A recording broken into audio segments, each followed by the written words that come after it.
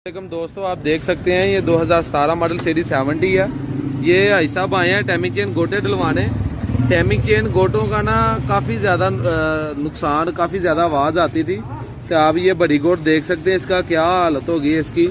और ये देखें, ये बड़ी गोट इतनी होती है गोट और इतनी रहेगी चल चल के। अच्छा, इसका मैं अब आपसे दोस्तों से इसका नुकसान शेयर करता हूँ।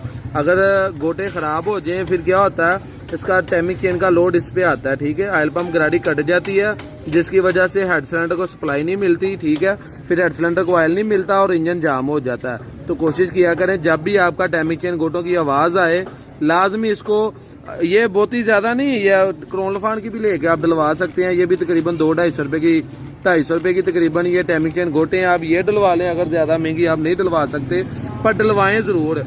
इससे इसका नुकसान है, टैमिक चेन भी काफ़ी हार्ड हो गई है। ठीक है, ये देखें वाटर